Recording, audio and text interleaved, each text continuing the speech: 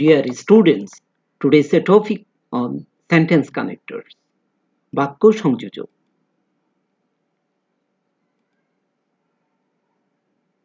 Definition: the words or the phrases that are used to maintain a coherence of the meaning with the next sentence are called sentence connectors.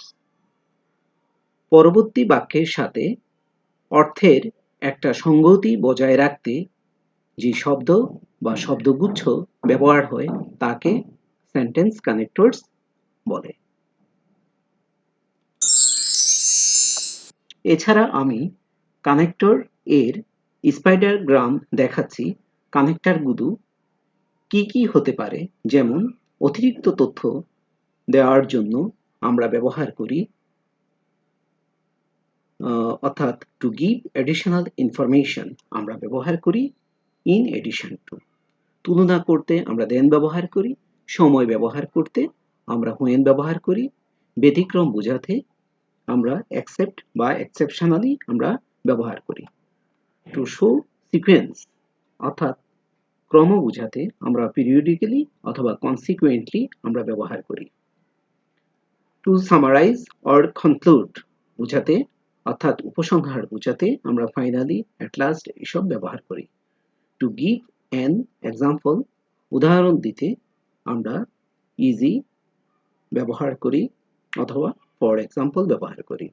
Two emphasise করতে আমরা যেমন self যুক্ত শব্দ ব্যবহার করি। To repeat পুনরাবৃত্তি বোঝাতে আমরা রিপিটেডলি শব্দ ব্যবহার করি।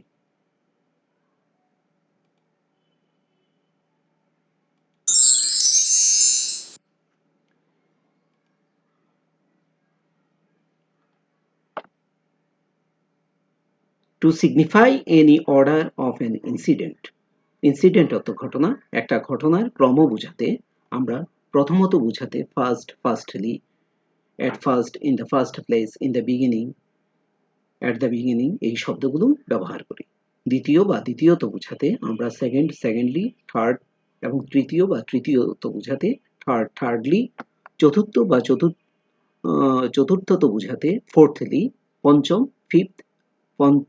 ফিফথলি, পঞ্চমত বোঝাতে ব্যবহার করি।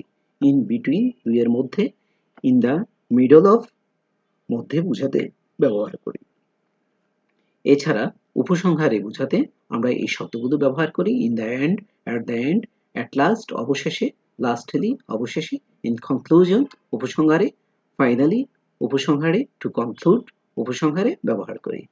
কনসিকুয়েন্টলি আমরা তাও পর্যায়ক্রমিক ভাবে অর্থে ব্যবহার করি। Next, afterwards. আফটারওয়ার্ডস অর্থ পরে, আফটার দ্যাট ওইটার পর, দেন তারপরে অর্থে ব্যবহার করি। I have a lot of work to do today. আজ আমার অনেক কাজ করার আছে। at first প্রথমত, I have to go to the bank to draw some money. আমাকে কিছু টাকা উঠাতে আমাকে ব্যাংকে যেতে হবে। এখানে প্রথমত বোঝাতে আমরা at first ব্যবহার করেছি। after that এরপরে মানে ওইটির পরে, সে কারণে আমরা আফটার দ্যাট ব্যবহার করব। I will pay the school fees, তারপরে আমি স্কুলের বেতন পরিশোধ করব।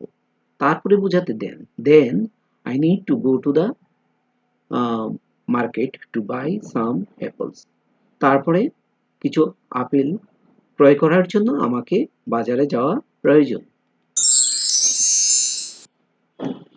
টু গিভ অ্যাডিশনাল ইনফরমেশন অতিরিক্ত তথ্য প্রদান করতে আমরা কি ব্যবহার করতে পারি?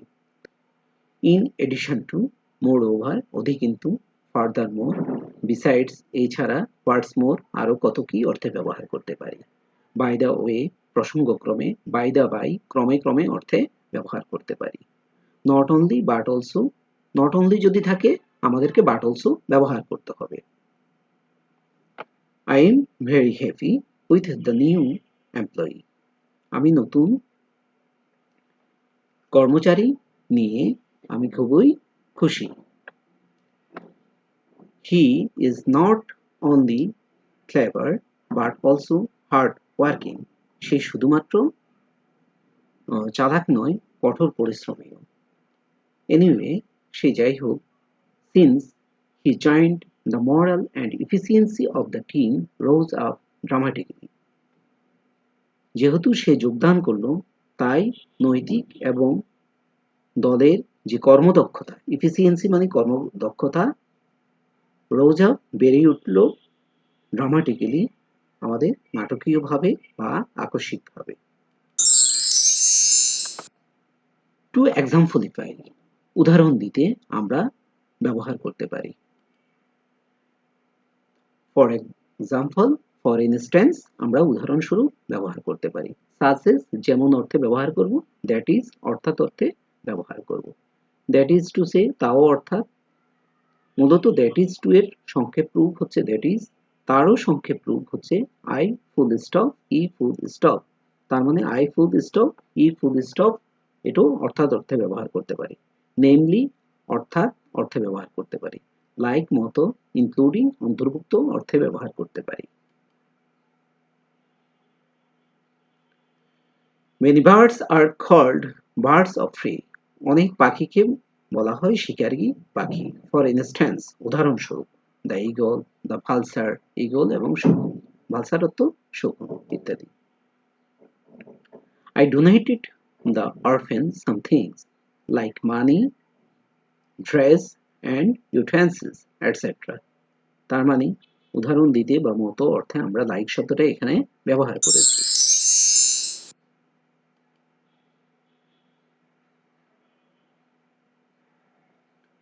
To mean any contrast, তুলনা বোঝাতে আমরা কি ব্যবহার করি?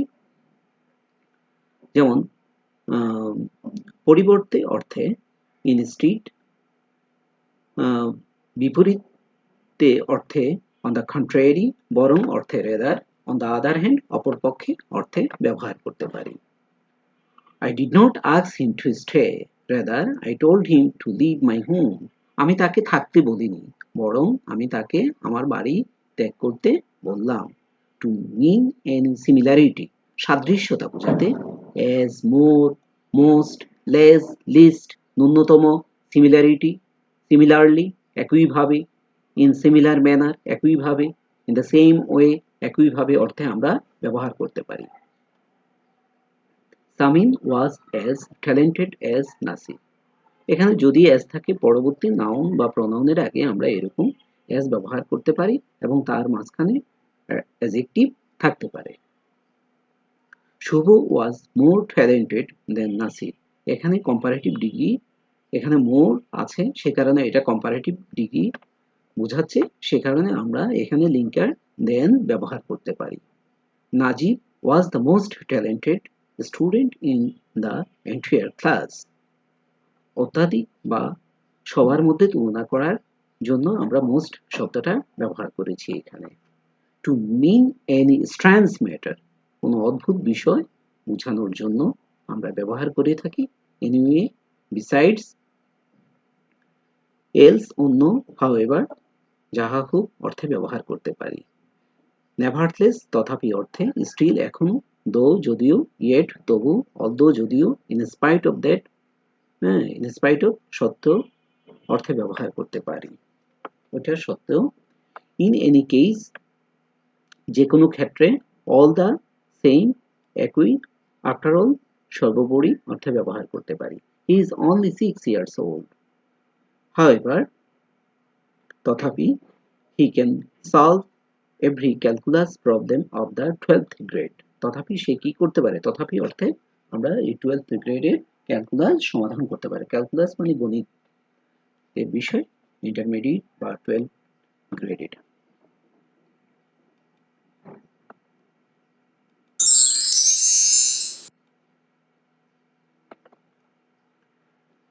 টু মিন এনি প্লেস, কোন স্থান বোঝাতে হিয়ার, দেয়ার, হোয়ার ব্যবহার করতে পারি। এখানে হিয়ার, দেয়ার, সেখানে, আর কোন স্থান বোঝাতে আমরা হোয়ার ব্যবহার করতে পারি। যেমন হোয়ার দিয়ে একটা উদাহরণ হচ্ছে, Rupganj is the place where there was born. To conclude any incident, incident অর্থ ঘটনা, কোনো ঘটনা বোঝাতে আমরা শেষ দিকে উপসংহার অর্থে টু সাম আপ বা সমেত অর্থে ইন অল, টু সামারাইজ উপসংহারে, ইন শর্ট সংক্ষেপে, অন দ্য হোল সমগ্রভাবে বা মোটের উপরেও এটা বলা যায়, ইন ব্রিফ সংক্ষেপে অর্থে ব্যবহার করতে পারি, অ্যাজ এ রেজাল্ট ফলশ্রুতিতে ব্যবহার করতে পারি, হেন্স এই হতে ব্যবহার করতে পারি, সো তাই অর্থে ব্যবহার করতে পারি। Last month he went to Singapore after getting back. After পরে অর্থে এখানে আফটার ব্যবহার করা হয়েছে। আফটার বা হোয়াইলের পরে যদি কোনো ভার্ব থাকে ভার্বের সাথে আইএনজি হয়। হোয়াইল অর্থ যখন, আফটার অর্থ এখানে পরে, তাহলে হোয়াইলটাও আমাদের ব্যবহার হতে পারে, হোয়াইলের পরেও ভার্বের সাথে আইএনজি থাকতে পারে। He quickly found himself in some deep trouble. After getting back অর্থাৎ ফিরে আসার পর সে তাকে অনেক সমস্যার মধ্যে খুঁজে পেল। এখানে আরেকটা জিনিস আমি বলে দিচ্ছি, যেমন বিসাইডস, বিসাইডস এর পরেও এছাড়া অর্থে ভার্বের সাথে আইএনজি হতে পারে যখন বিসাইডস প্রিপোজিশন অর্থে ব্যবহার হয়, আর বিসাইডস যখন সেন্টেন্স অ্যাডভার্ব অর্থে ব্যবহার হবে তখন শুধু সাবজেক্টের আগে থাকবে। ইন শর্ট সংক্ষেপে, he did not have any preparation for the exam. পরীক্ষার জন্য তার কোনো প্রস্তুতি ছিল না, এটা আমরা সংক্ষেপে বলতে পারি।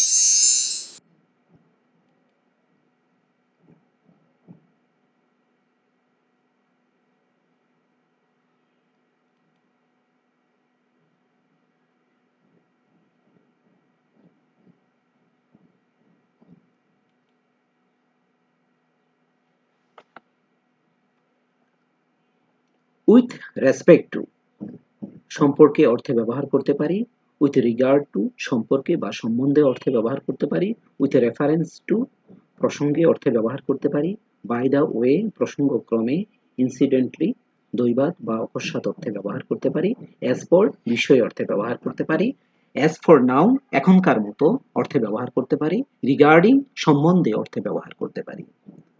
এটা আমরা আগেই বলেছি, that is to say, that is, namely এগুলো অর্থাৎ অর্থে ব্যবহার করতে পারি, ইন আদার ওয়ার্ডস অন্যথায় অর্থে ব্যবহার করতে পারি, ইনক্লুডিংও আগে বলা হয়েছে, ইনক্লুডেড অন্তর্ভুক্ত, সাসেস যেমন, স্পেশালি বিশেষভাবে, পার্টিকুলারলি বিশেষভাবে, ইন পার্টিকুলার তাও বিশেষভাবে, নোটেবলি লক্ষণীয়ভাবে, চিফলি প্রধানত অর্থে ব্যবহার করতে পারি, মেইনলি প্রধানত, মোস্টলি অধিকাংশভাবে অর্থে ব্যবহার করতে পারি।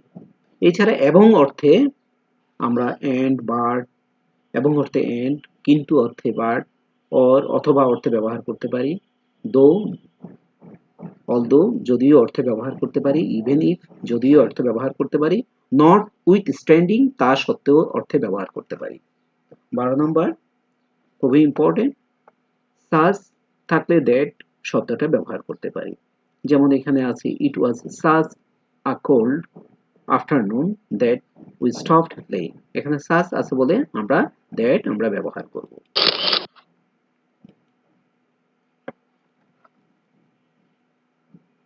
টু টু এই স্ট্রাকচারটা আমাদের অনেকেরই জানা, টু থাকলে আমরা টু ব্যবহার করব, সো দ্যাট সো থাকলে আমরা দ্যাট ব্যবহার করব। তবে এখানে লক্ষণীয় বিষয় যে এখানে দ্যাটের পরে যদি পরবর্তী বাক্যে আমরা হয়তো এখানে সো থাকবে দ্যাট থাকবে না, তখন আমরা কিভাবে বুঝবো যে এখানে দ্যাট বসাতে হবে, এখানে ক্যান, কুড, মে, মাইট এই মডাল অক্সিলিয়ারি ভার্বগুলো থাকতে পারে, তখন আমরা বুঝবো যে এখানে দ্যাট বসতে পারে। বোথ থাকলে আমরা এন্ড ব্যবহার করব, তাহলে both you and your brother have done this work, তুমি এবং তোমার ভাই উভয় এই কাজটি করেছো, এখানে বোথ থাকলে অবশ্যই এন্ড দিতে হবে। 15 নম্বর এই নিয়মটা অনেক ইম্পর্টেন্ট, এটা আমরা লিঙ্কিং আমরা কন্ডিশনাল সেন্টেন্সের মধ্যেও পেয়েছি, if, in case, providing that অর্থ যদি, আনলেস অর্থ যদি না। এখানে আমাদের সেই কন্ডিশনালের নিয়মটাও আমরা একটু রিভিউ করে নেই। If you play in the rain, if থেকে যদি, if, in case, providing that থেকে যদি আমাদের এই পরবর্তী ক্লজটা যদি প্রেজেন্ট টেন্সে হয়, আমাদের ববে, বেন অর্থে শ্যাল বা উইল দিয়ে ভার্বের প্রেজেন্ট ফর্ম দিয়ে বাক্য তৈরি করতে হবে। তাহলে if you play in the rain, যদি তুমি বৃষ্টিতে খেলো তোমার ঠান্ডা ধরবে, এখানে বে আছে সে কারণে আমরা শ্যাল বা উইল দিয়ে বাক্য তৈরি করব। If I were a king I would help the poor. If এর পরে যদি ভার্বের ফার্স্ট ফর্ম থাকে তখন আমরা উড মাইট ভার্বের প্রেজেন্ট ফর্ম দিয়ে বাক্য তৈরি করব। তাহলে এখানে উড কুড মাইট দিয়ে যদি কোনো বাক্য থাকে তখন এখানে যদি আমাদেরকে হয়তো কানেক্টর হিসাবে ইফ বসাতে হবে। তাহলে এদিকে যদি ফিউচার টেন্স থাকে অথবা প্রেজেন্ট টেন্স থাকে তখন শর্ত বুঝাতে আমরা ইফ বসাবো। হ্যাড আই পসেসড ভাস্ট প্রপার্টি, আমার যদি অধিক সম্পত্তি অধিকারে থাকতো। এখানে ইফ দিয়েও বাক্যটা থাকতে পারতো। ইফ দিয়ে যদি বাক্যটা থাকতো ইফ আই হ্যাড পসেসড হতো, আর শুধু ইফ না থেকে বাক্যের প্রথমে হ্যাড তাও যদি অর্থ প্রকাশ করে তাহলে হ্যাডের পরে যদি ভার্বের ফার্স্ট পার্টিসিপল থাকে তখন উড হ্যাভ মাইট হ্যাভ ভার্বের ফার্স্ট পার্টিসিপল দিয়ে বাক্যটা তৈরি করতে হয়। হোয়ারেজ যেহেতু অর্থে ব্যবহার হয়ে থাকে ইনডিড বস্তুত, ইনফ্যাক্ট প্রকৃত প্রস্তাবে বা আসলেই, আর্স্ট হোয়াইল পূর্বকালীন, হোয়ার অ্যাবাউটস অর্থ কোনো কিছুর কাছাকাছি অবস্থান অর্থে ব্যবহার করতে পারি।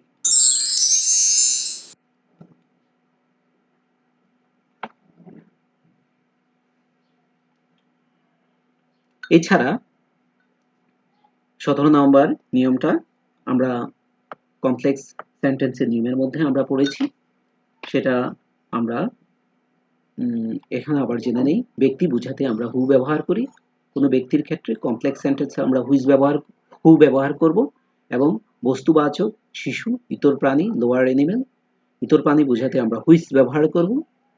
ব্যক্তি, বস্তু, ইতর প্রাণী সবারই ক্ষেত্রে আমরা দ্যাট ব্যবহার করতে পারি, তবে আমরা হু হুইচ এই দুটো শব্দেই বেশি ব্যবহার করতে পারি। যাহা বা কোনো কিছু অর্থে আমরা হোয়াট ব্যবহার করতে পারি। নো সুনার থাকলে আমরা দেন ব্যবহার করতে পারি। স্কার্সলি থাকলে আমরা হোয়েন ব্যবহার করতে পারি। হার্ডলি থাকলে আমরা হোয়েন ব্যবহার করতে পারি। Base form of the verb যদি থাকে অথবা ভার্বের প্রেজেন্ট ফর্ম যদি থাকে তখন তার আগে আমরা ইন অর্ডার টু ব্যবহার করব। In order to improve your condition you should work hard.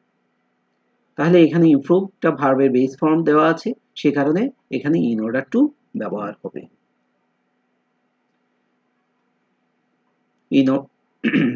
In order to ব্যবহার না করেও আমরা হয়তো অনেকে বলতে পারি যে টু ব্যবহার করতে পারি, কিন্তু আমার পরামর্শ হচ্ছে ইন অর্ডার টু ব্যবহার করলে এটা সেন্টেন্স কানেক্টর হিসেবে সুন্দর দেখাবে, তাই আমরা ইন অর্ডার টু ভার্বের বেস ফর্মের আগে আমরা বসাবো।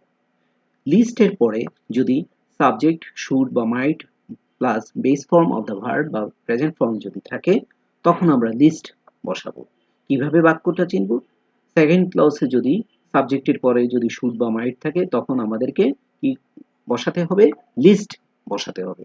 যেমন রিড ডিলিজেন্টলি, ডিলিজেন্টলি অর্থ হচ্ছে যত্ন সহকারে, যত্ন সহকারে করো। Lest you should fail in the examination, পাছে যেন তুমি পরীক্ষায় ফেল না করো। কম্পারেটিভ ডিগ্রি যেমন ইয়ার বা মোর যদি থাকে তখন আমরা দেন আমরা ব্যবহার করব, সেটা আমরা আগেও জেনেছি। একটা উদাহরণ দিচ্ছি, সুন্দর একটা বাক্য, তোমরা এটা ট্রান্সলেশন আকারেও শিখে রাখতে পারো।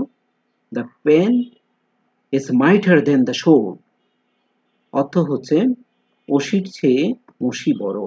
মসি মানে কলম আর অসি মানে তরবারি।